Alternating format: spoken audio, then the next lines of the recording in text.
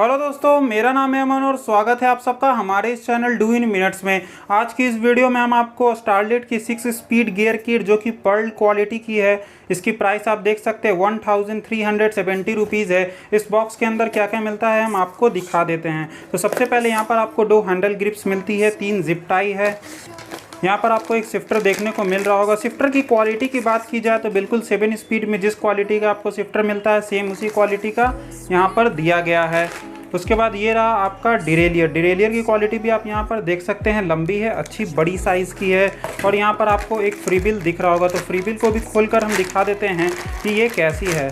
यहाँ पर आप देख सकते हैं 1 2 3 4 5 6 स्पीड की है। यहाँ पर शिफ्टर पर भी हम आपको दिखा देते हैं, ये देखिए 6 स्पीड पर ही आकर ये रुक जाती है। तो ये वीडियो आपको कैसी लगी ज़रूर हमें कमेंट कर बताइएगा। वीडियो पसंद आई हो तो ज़रूर वीडियो को लाइक कीजिएगा, चैनल पर नए हो तो हमारे चैनल को ज़रूर सब्सक्राइब कीजिए।